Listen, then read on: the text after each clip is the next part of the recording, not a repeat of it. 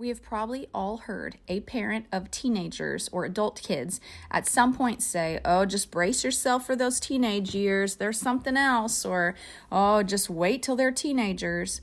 And when I heard this growing up, it always troubled me. And I always felt like I don't think it has to be that way.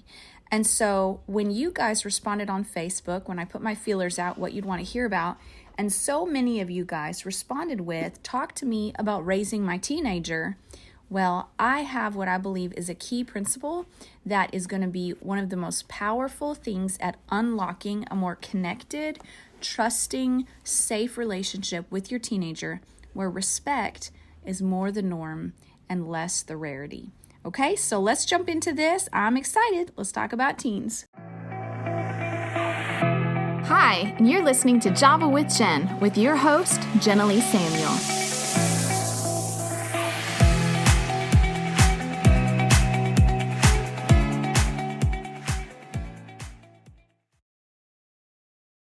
Okay, hello friends. I know, I'm just so excited to see you guys or kind of pretend to see you guys. I just love connecting with you guys every week.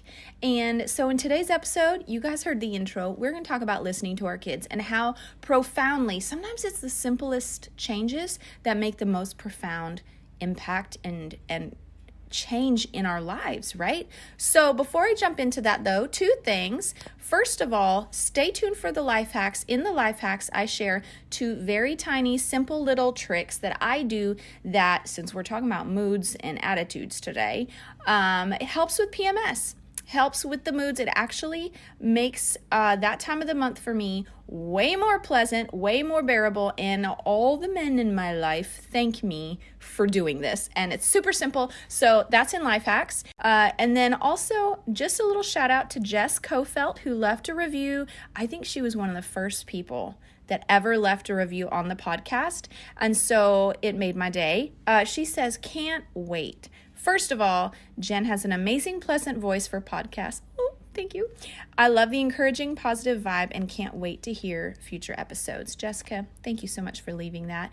And y'all, we are at almost 60 episodes. Can you believe that? You guys have been with me so faithfully, and it just blesses my heart. I have a goal, though. Would you help me get to it? I want to hit 50 ratings on iTunes. I know. That's kind of high. We're at 28 right now. Can you help me get to 50 ratings on iTunes? And the reason why is because when you rate and review the podcast, it helps it populate up higher in search results so more people will find it more easily because it tells the algorithm, hey, this is a popular podcast. Show it to more people. So can you help me hit 50 ratings? That would just make my day, and it would help us get this podcast and these messages into the hands of more people. And all right, so let's jump in to today's episode. So when I was a youth pastor, my youth girls would tell me crazy things that were going on at school, things that were going on with boys. And I remember thinking to myself, oh my gosh, are they telling their parents this stuff? I sure hope should I be telling their parents this stuff?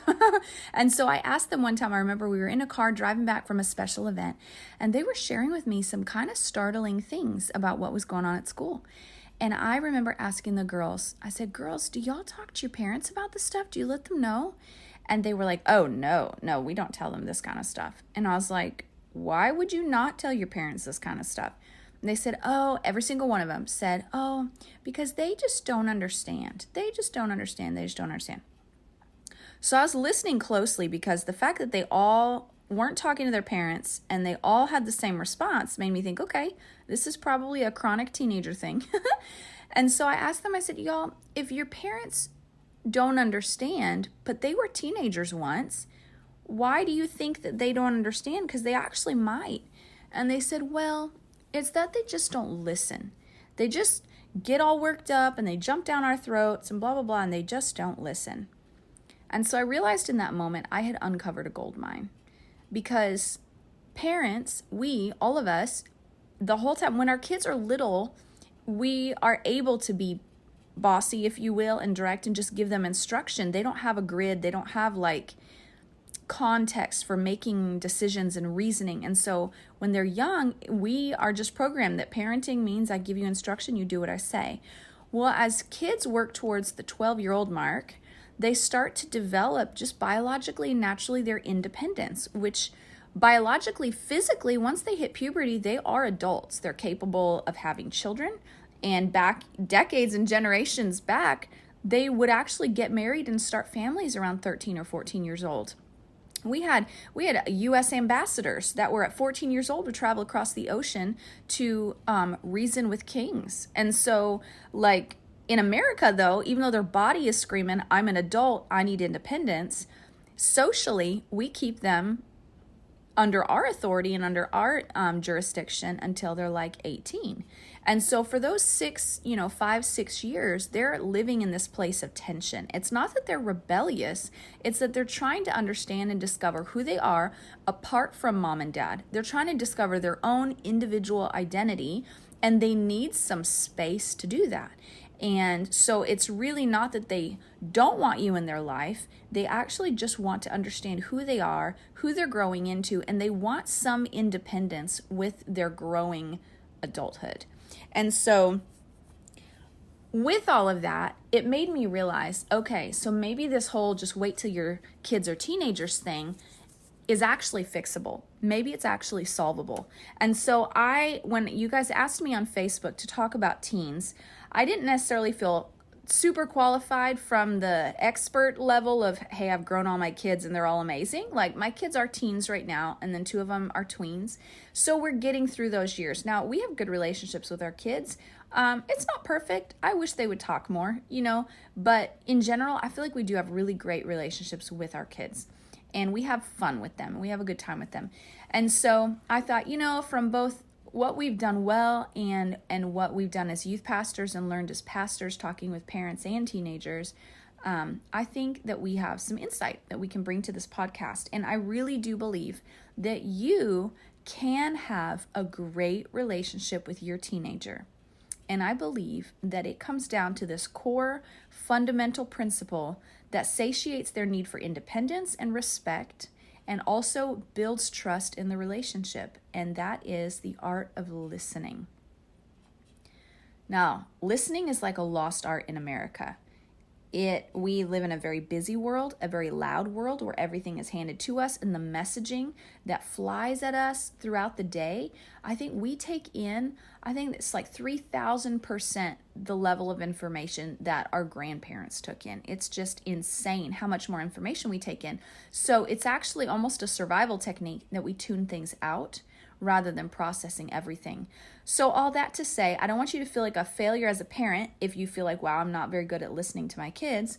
I want you to realize it simply takes some intentionality. And in this podcast episode, we're going to get into what the goal of listening is, what atmosphere you're trying to create, some barriers to effective listening and communication, and then some practical steps that you can take to create an atmosphere of safe listening for your child. Dr. Caroline Leaf said that teens need listening even more than they ever did before as children. She said that even not just mentally and emotionally, but physically, their bodies respond to the stress relief that comes from feeling heard and listened to. Now, I think that is because your teen is exploring their self as an adult, and they have so many thoughts, they have so many theories, and everything they're testing against life experience, against what you taught them when they were a kid, against what their peers say and their teachers say and society says. They're testing all their personal theories against everything. So the more that you can be available to listen, the safer of a place you'll be for them to test all those theories. And the beautiful thing is, if you're a good listener, well, it's retro, what you sow you will reap. They will listen more to you because they will feel like you genuinely care about them. They can trust you, and they'll want to follow your leadership and listen to your voice more naturally when you're a good listener first, okay? The goal of listening, remember the girl said, my parents just don't understand me? Well, the goal of listening is to create a safe space where your child can feel seen, heard, and valued. I've come to learn in my experience of pastoring, counseling, and whatever, that At the core of every human, no matter what your personality is, no matter what your age is, no matter what your culture is, at the core of all of us is a deep, deep, insatiable desire to feel seen, heard, and like we matter. I think God put that in us to create job security for himself. And also it knits us to community. God doesn't want us to go this path alone, right? So he created us where we need and crave community to be seen, heard, and like we matter. Well, any relationship that has breakdown, it has a breakdown, even boss to employee, spouses, kids to parents, friends, every relationship that has a breakdown, it's because somewhere in that breakdown, somebody felt like they weren't seen, they weren't heard, or they didn't matter. That's at the bottom of it. When people feel that way towards God, if they have issue with God, they put on religious pretense, it's because they feel like God doesn't see them, God doesn't hear them, or they don't matter to him. When those three principles are firmly established in someone's heart in a relationship, I see you, I hear you, you matter, the relationship will be healthy. So I want to lay that out as the foundation that we're doing all this building from. I see you, I hear you, matter. That is the goal. That is the atmosphere you're trying to create with your child. Okay, so there was a time in my life that I realized just how healing listening could be. I was going through a season where I was dealing with a couple different very unhealthy relationships. I was feeling quite destroyed by them. And someone came into my life at that time, and it was amazing. They weren't in my life for very long, but they were such a good friend, and they just listened to me in a time when I felt totally unseen, totally unheard, and totally unvalued. And I was kind of dying personally, emotionally, in the destruction of these unhealthy relationships. They were literally destroying me. This person came along, and it was so simple. They just listened to me. They would ask me questions about myself. They would listen. They kept good eye contact. They didn't judge what I was saying. They kind of asked questions to pull it out. They kind of acted like a counselor, really. And they were never in a hurry for me to be quiet. They just always made me feel like they were ready to talk. And it was such a brief period of time, but it left such a mark on me of how I felt like I came alive again in that short season of time simply because there was someone who treated me that way. And it reminded me, it was almost like it shook me up out of the pit that I was living in. It made me realize just how significant that is, and made me want to be that for the people in my life, and especially my children. And so the fact that you come alongside your child and really listen, and we'll get into what that looks like practically, but really listening to your child, creating that safe space where they feel seen, heard, and like they matter, you are literally going to light up their soul from the core. And you will become that safe place where they will want to go back to. You will feel like home to them, because that's what they're looking for. That's what life is about finding our tribe where we feel seen, heard, and listened to. Listening matters, especially with teens, because it conveys respect to them. When they're growing into adults, that's what they're really looking for. Independence, but also respect, because they biologically know they're about to take on the world as an adult, and they have to get equipped. And it doesn't really do them any services if we're just standing around giving them all the instructions of life and not coming alongside their maturing process, right? James 1:19 says, "Be quick to listen, slow to speak, and slow to become angry." And this became one of my parenting mantra Bible verses. We all have those, right? Where there's like this Bible verse that you like, okay, that's right, this is how I need to behave. And you pull it out whenever you're struggling. So this one, he paints the picture of being quick to listen, slow to speak, slow to become angry. Remember those youth girls at the beginning? They said their parents were quick to react. They overreacted. They jumped to conclusions. So the girls didn't feel understood. But if their parents would have been quick to listen, slow to speak, and slow to become angry, how different would those girls' experience with their parents have been? Okay, so if the goal is a safe, respected space where your kids feel seen and heard, here are some barriers. We're going to hit the barriers first. Barriers that get in the way of creating that space that we need to deal with these, get them out of our habits.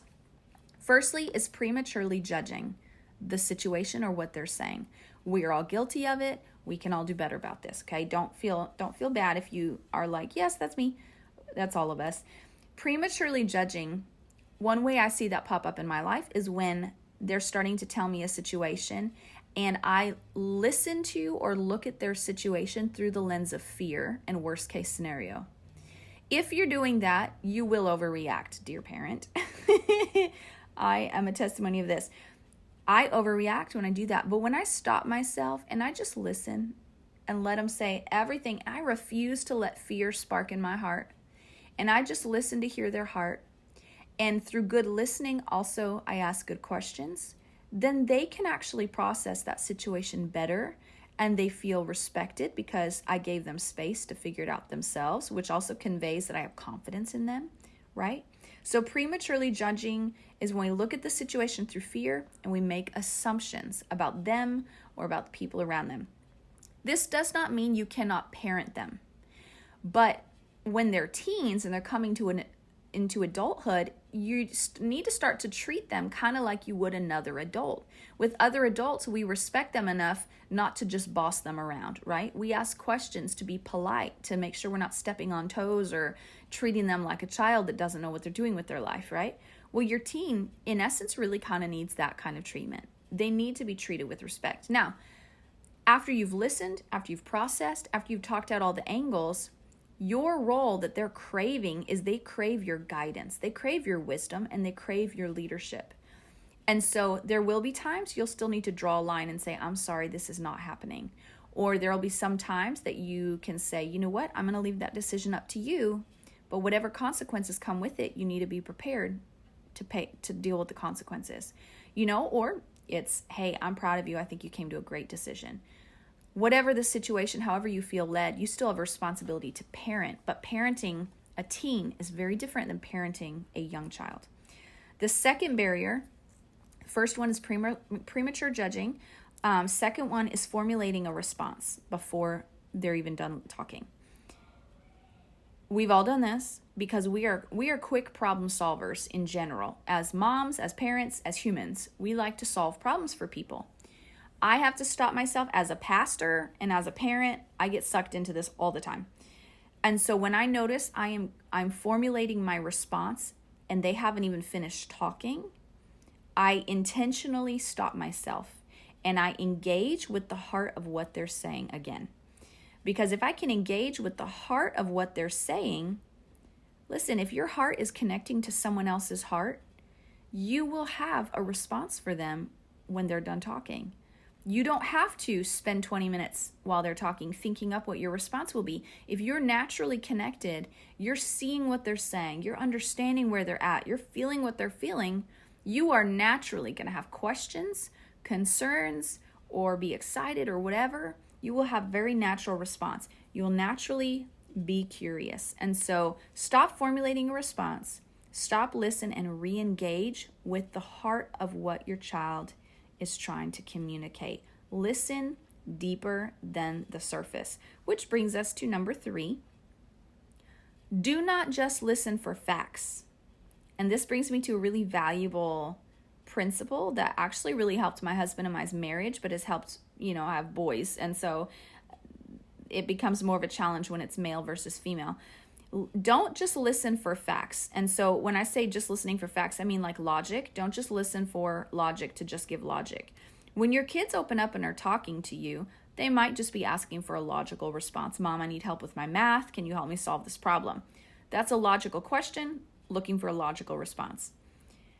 But if your child is sitting in the car and they're like, oh, my teacher is just so hard on me, and your kid is trying to express some emotion. And they're going to be looking for a heart response, quite likely. And so instead of just listening for facts, you want to have a heart response when they're having a heart conversation and a logic response when they're having a logic conversation. Your heart and your mind speak 2 different languages. When Stephen and I had a really hard time working through communication issues for a long time, and we realized that when we figured this principle out, it was literally at the bottom of most of our frustrations and miscommunications. And the reason it causes so much frustration, and I'll give you an example in a moment, is because when you respond to someone who's looking for a heart response, they're processing emotion, and you just give them logic. Well, I'm sure your teacher is just tired, and I'm sure it's not as bad as you think, and you just need to suck it up, buddy. That's a logic response when they're looking for a heart response, which might be something more like, wow, why is your teacher so difficult? What's going on? How does that make you feel? And they share the situation. Okay, well, what have you felt like you've needed to do about that? How is that challenging you? How can you help the situation? Just asking questions draws out their feedback and allows them to process. So a heart response, when someone's looking for a heart response and you give them logic, it causes great frustration because suddenly they don't feel seen and they don't feel heard. They don't feel understood at all. Here's a great example. Now I'm going to give you an example with my husband, but this does show up with our children. So forgive the fact that I'm talking about a spouse relationship. But so my husband, I had a mentor who recently passed away just in the last couple months. He had trained me in dream interpretation. And when he passed away, suddenly for me, I had been reaching out to him for about 2 years. I would send him dreams and he'd give us feedback and stuff, but he told me they were dealing with some health issues, but he never told me how severe it was.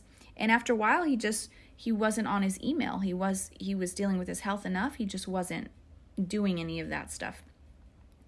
And so I hadn't heard from him in like 2 years. And then his wife reached out and told me that he had passed. And I was just heartbroken. So I'm sitting in the bedroom, my husband and I, it's the end of the day, and I'm kind of reeling from it and like kind of processing through some tears. And my husband, I said, man, babe, I don't know what I'm going to do without Bill. Like, who am I going to go to for wisdom on dreams? And who's going to be my sounding board? And who's going to be my safe space to learn in this area? And he had a totally logic response. He goes, well, I mean, it's kind of like Bill's been unavailable and not really here for the last couple years anyways, because he hasn't really been responsive. So, I mean, it's not that different than the last 2 years. And I was like, oh my gosh, I know you didn't just say that, because it was so unfeeling. I looked at him and I told myself, I said, Jenilee, he's not trying to be unfeeling, he's being logical. And so I looked at him, I said, hey babe, right now I'm processing feelings from the deep places of my heart. I need a heart response, not a logic response. And he was like, oh, I'm sorry. Okay. I'm so sorry, Jen. I know this is hard for you that he's passed. I'm so sorry. And so I was like, thank you, that's better. And so that is just a little illustration of the difference between a heart conversation and a logic conversation. And so if your child is talking, you have to exercise the shrewdness to discern, are they looking for a logical response? Are they looking for a heart response? And listen, it's going to require you be an active, empathetic listener. Put yourself in their shoes. Really listen. If you're just processing out facts from what they're saying, you're going to always give a logic response, and your teen is going to go about believing you don't understand them because they don't feel seen and they don't feel heard and they don't feel understood. So make sure to pay close attention if they're talking about anything with emotion, feelings. If they're demonstrating emotion, they're probably going to be looking for a heart response. It may turn into a logic response later if they need actual solutions. But in the meantime, always address the heart first if that's where they're coming from. All right, so that was the first barrier, listening just for facts and not for the heart. The fourth barrier, so the first one's prematurely judging. Second one is formulating a response without listening to what they're saying. Third is listening just for facts, heart talk versus head talk. And then the fourth is multitasking. I have had to be very intentional with this. I have 4 jobs, kind of 5, and I'm constantly having to use my phone, having to figure out how to maximize my time. And so my boys, a lot of times, there's 4 of them, I'm outnumbered, and someone always needs something, right? So a lot of times I've just gotten in the habit of multitasking. When they come and talk to me, I'm staring at my phone, getting stuff done, I'll answer them, whatever. But the problem is my kids have grown accustomed to seeing me looking at my phone and not looking in their face. And this is a problem for a few reasons. One, they don't feel truly heard, or they don't feel truly important. because I know when I'm talking to somebody and they keep looking at their phone, I only feel about 10% important. In fact, sometimes I feel 0% important because it's just so rude. But if someone is looking up from their phone to give me eye contact and engage with what I'm saying, I feel 100% important. So our mission is to make our kids feel 100% important. Put the phone down. I have to do this. I am preaching to the choir. Put the phone down. And I have been intentional about this, and I've been finding it's not that hard. I just turn my phone over when they're standing there for more than 5 seconds, turn it over, pick up my face, and I talk to their eyes.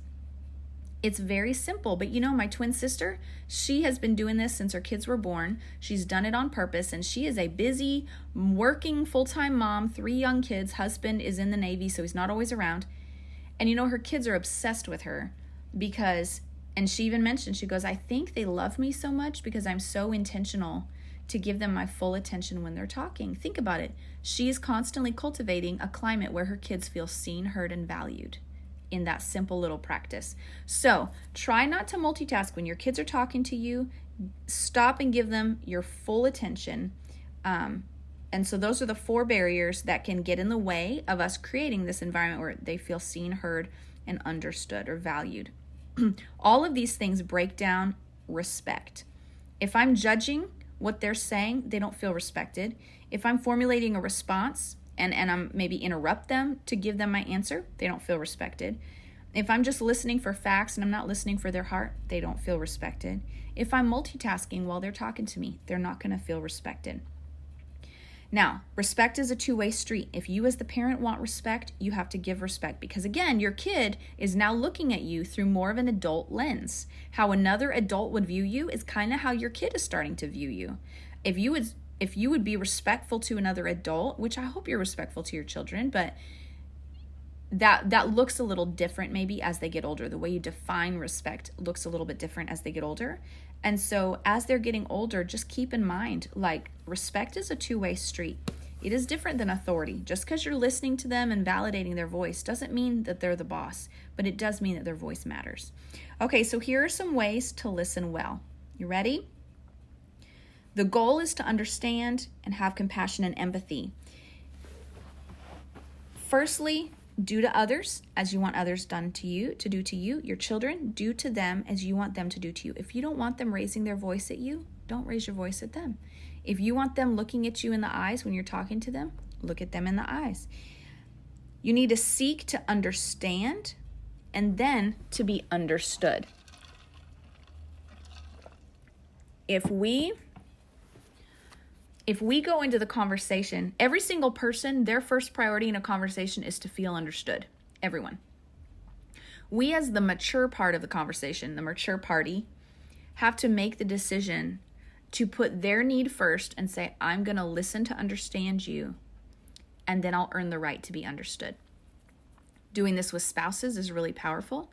Doing this with anybody in any conflict is really powerful, and it's actually how you diffuse the conflict. Give understanding. Listen to communicate understanding. It literally will diffuse the situation every single time. And then you will earn the right to be understood. It's not easy. I'm not going to lie to you right now. It's not easy. It is not unicorns and sparkles. It takes an intentional decision to kind of inside yourself put your needs that are kind of pressing on the inside, to set them to the side for a moment, intentionally engage with what the other person is saying, listen, and really try to hear what their heart is saying. Really seek to understand where they're coming from. If you can see it from where they're coming from, suddenly they're going to feel validated, they'll feel respected, they'll feel seen and heard. It'll help situations so much. And you'll probably have a different response, or you might have a different response. Okay, and then the rest of the foundation we're building on: do to others as you want others to do to you, seek to understand and then be understood, and then respond appropriately. We talked about the heart talk and head talk. So those are the foundations that we're building these 4 steps on, okay? So here are very practical steps you can take when you're trying to listen well to your child. These are the 4 steps you can take for good quality listening, okay? Again, your goal is to create this climate where they feel seen, heard, and understood, and here are some steps to make that happen. Firstly, the word that it's like an acrostic, rasa. R-A-S-A. Now, it's a Middle Eastern term. It means like juicing. I don't know that has any bearing to do with anything, but if you can remember the word, rasa, R-A-S-A. R stands for receive. Receive what your child is saying to you. Receive it. Just make space for it. Just receive what they're saying with appreciation. Just let them talk. Give them space to talk, right? The A stands for appreciate. Appreciate what they're saying. And say things like, and this is how you can show appreciation, is show value for what they're saying, show understanding, is you make those little phrasings and sounds like, oh, wow, oh, that sounds hard.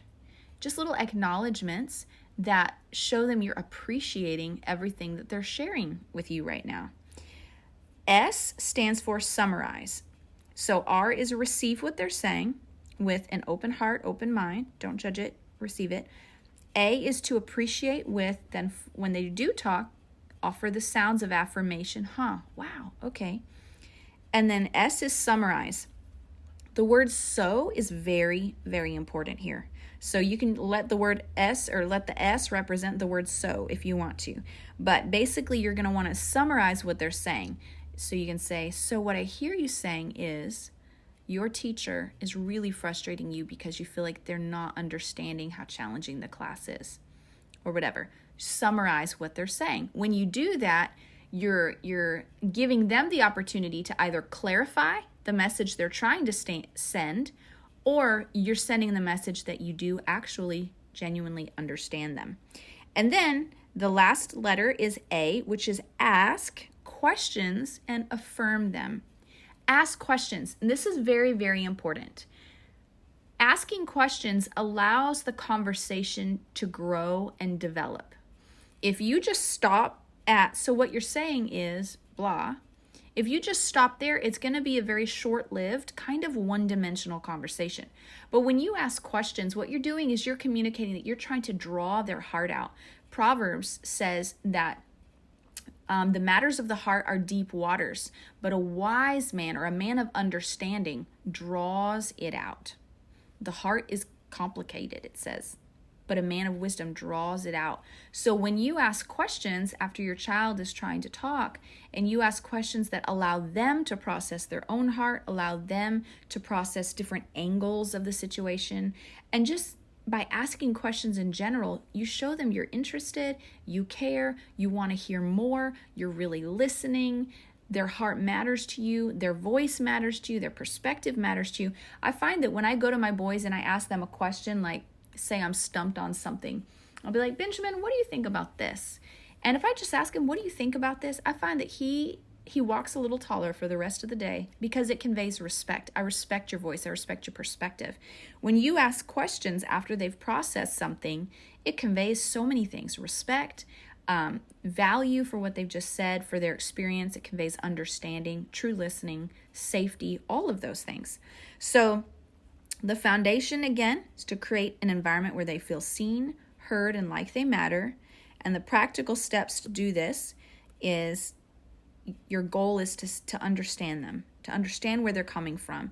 If you give understanding, you'll earn the right to have understanding with them later, right?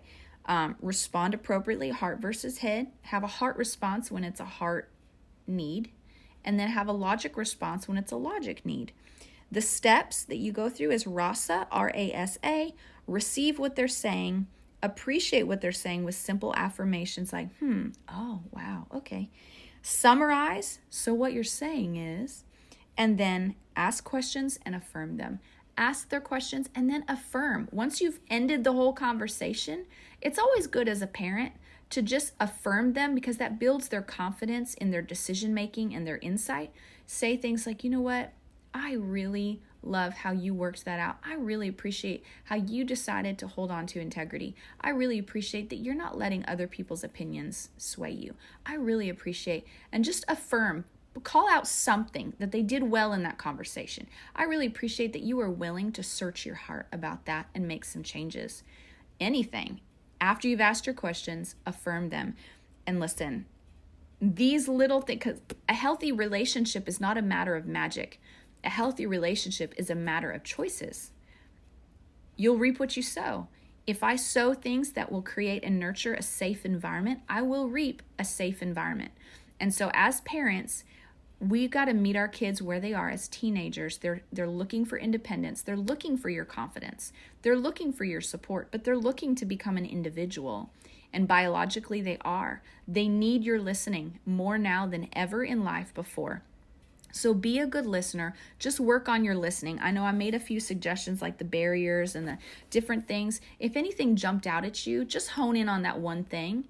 Just one little change can actually make a lot of difference and impact on the relationship. If it means putting your phone down and making eye contact, if it means asking better questions, if it means not being hasty, if it means being slow to respond and quick to listen and slow to become angry, whatever it was that jumped out at you, let that become a motivator to propel you into a healthier relationship with your teenagers. And then I want to hear from you guys. If you implement these things and you start to see some changes, I'd love feedback because I'd love to share that with the listeners so that they can have just encouraging testimony that, hey, this really does make a difference. And so thank you guys for listening. Don't forget to stay tuned for the life hack because it's going to make your time of the month a lot easier, ladies. And to the men that are listening, because there's about 30% of y'all are men, which I just love, you can buy this life hack. It's a little thing you can buy. You can go out and buy it for your wife and just be like, here, honey, I just want to bless you. P.S. Use it when you're PMSing. Okay, maybe you'll get in trouble for that. But just send the podcast to your wife and she'll love it. Anyways, you guys, thanks for listening and I will catch you next week.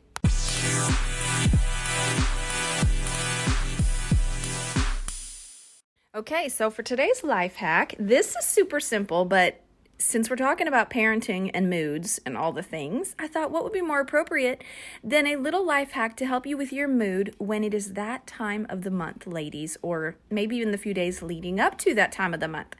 So some of you guys experience this. I know I definitely have days, usually it's only a few hours at a time, where I literally feel like a dragon, maybe the Hulk, lives inside of me and I could pop off all the heads of all my children. I know it sounds terrible, but let's just be real. That's how life goes sometimes. So a couple of things I do. One is this isn't exactly the life hack, but I do it and it really does help. I will talk out loud to myself when I'm feeling like that. And I will calmly tell myself, Jenilee, you are not angry. You don't have to cooperate with these feelings right now. And it's literally that simple. I just remind myself, you don't have to cooperate with these feelings. You don't have to be and I'm telling you, the moment I say it, my whole system calms down. It's so crazy. So I don't know the science or the biology behind all of that, or if it's just I'm telling my brain to chill out. My brain's like, oh yeah, that's right, we can chill. Anyways, it totally works. So the other thing that I do is if you like to drink herbal tea or if you like to drink iced tea, this is a wonderful treat. And so anything with raspberry leaves in the ingredients, raspberry leaves, will help to balance your female hormones. And I find that like when I'm going into PMS, maybe it's 4 or 5 days out and I start to notice food cravings or like my body's starting to feel different or whatever, then I will start drinking raspberry leaf tea. And they actually have one at H-E-B. It's like a hibiscus raspberry. I think it's actually labeled as a hibiscus tea, but I looked on the ingredients and raspberry leaves is in the ingredients, so I bought it, and it's wonderful. It's no caffeine. It's really light and fresh for the summer, and I'll brew it up. I'll brew a hot cup in the morning, brew a hot cup in the evening maybe, or if you're not in the mood for hot, you can brew it hot and then throw it over ice. It's so refreshing, and just once or twice a day is all it takes to help balance your hormones. And y'all, I have found that all my symptoms are helped when I do this. So I'll be less fatigued, I'll be less crampy, I'll have less food cravings, I'll have less soreness in my body, and I'll have less moodiness. And so there's your life hack. I may have saved some of your relationships. So that's your life hack. Talk to yourself out loud. Tell yourself you don't have to be cranky. You don't have to cooperate with those feelings of raging monsters. And drink raspberry leaf tea once or twice a day when you notice your hormones are starting to get nuts. And it will really help. It'll help tame the dragon. So there's your life hack. Let me know any life hacks you guys may have that you'd love to share with some listeners. And I hope this episode was helpful for you guys. I love you, and I will see you next week. Next week, I'm excited. We are going to have Amy West, who is an expert travel. She's a travel expert. She will be on to talk about traveling, all these hacks. She's been on Fox News. She's been on all kinds of places, as she is an established expert in the Florida area. And then the week after that, I'm hoping to have my sister-in-law on, who is a travel agent who specializes in Disney. And I'll hopefully have her come on. Maybe I'll just merge the two. I don't really know. But we're going to talk about traveling with your family, because it is that time of year, and we all need some tips and tricks to make it more enjoyable and more affordable. So stay tuned for next week, and you guys have a wonderful weekend. Love y'all. Thanks so much for tuning in to today's show. For those of you who've rated or shared this podcast on social media, thank you. Reading your comments and reviews always means so much to me. Listen, let's stay connected. Come follow me on Instagram at Java with Jen, where you can follow the latest and say hey. It's a really great way to stay in touch. Many of you have also asked how you can support the show. You can make donations through the Anchor app or on Patreon, or of course by sharing, rating, and reviewing on social media and iTunes as well. Thank you to each of you for your ongoing support. Your heartfelt feedback always reminds me why I do this. Until next time, remember, you've got this, and God's got you.